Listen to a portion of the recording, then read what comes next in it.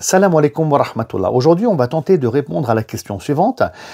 Est-ce qu'un musulman qui ne fait pas la salat, est-ce que ça sert à quelque chose finalement qu'il jeûne pendant le mois du Ramadan? Vous voyez, il y en a qui se posent cette question-là. Hein. Et il y en a qui estiment que celui qui ne fait pas la salat, ça sert à rien qu'il jeûne pendant le mois du Ramadan. Donc cette question, tout d'abord, il faut savoir qu'elle est extrêmement mal posée. C'est une question, je répète, qui est très mal posée. D'ailleurs, cette question me fait penser à une autre question qui est posée parfois sur les plateaux de télévision aux musulmans, qui est la suivante. Est-ce que pour vous, la charia, elle est au-dessus des lois de la République? Vous voyez, ça aussi, c'est une question qui n'a pas de sens et une question qui est très très mal posée. Voilà. Et donc, pour répondre à cette question, on va y aller étape par étape. Donc, la première des choses, il faut savoir que quelqu'un qui se dit musulman, quelqu'un qui a attesté qu'Allah il est unique et que Mohammed est le messager de Dieu, sallallahu alayhi wa sallam, se doit de jeûner, puisque Allah dit dans le verset 185 de la sourate Al-Baqarah, « Quiconque parmi vous aura pris connaissance de ce mois devra commencer le jeûne. » D'accord? Donc ça, c'est la première des choses. Je rappelle quand même que le mois du Ramadan, le jeûne du Ramadan, c'est un des 5 piliers de l'islam. Et donc, on ne peut pas empêcher un musulman qui se dit musulman de ne pas jeûner le mois du Ramadan, même s'il ne fait pas la salat, même s'il ne donne pas la zakat. Il peut être qui il est, comme il est. On ne peut pas lui dire non, n'adore pas Allah. Alors si on dit que oui, non, son jeûne, il n'est pas accepté, il n'est pas croyant, il n'est pas musulman... Attends, c'est quoi le but? C'est d'être l'ami de Shaitan, le bras droit de Shaitan? Est-ce que le but, c'est que nous-mêmes, on devienne des shayatines qui ne voulons pas que Allah soit adoré sur terre? Est-ce que c'est ça le but? Non, c'est pas ça le but. C'est pas ça le but.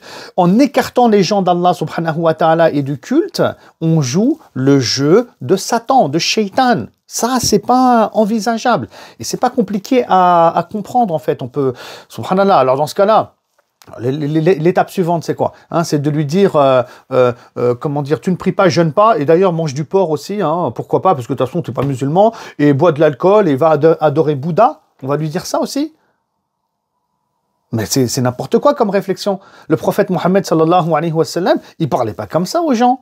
Le prophète sallallahu alayhi wa sallam, il prenait en compte les musulmans, leur degré de foi, leur spiritualité, ce qu'ils étaient. Loin d'Allah, pas loin d'Allah, pour les accompagner, pour qu'ils deviennent meilleurs.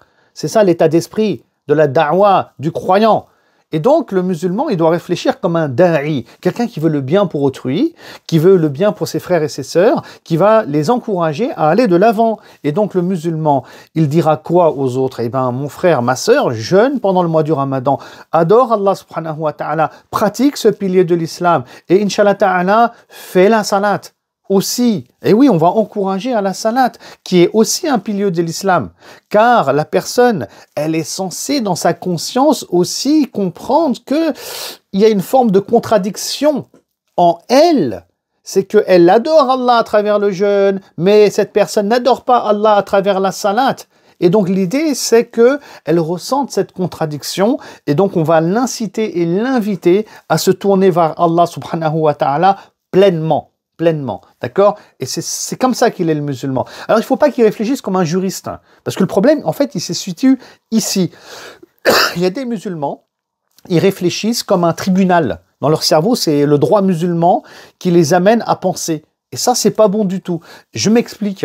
Et alors, il y en a qui vont dire, bah ouais, mais désolé, selon un positionnement important qu'on va trouver chez les savants hanbalites, celui qui délaisse la prière, c'est un kafir.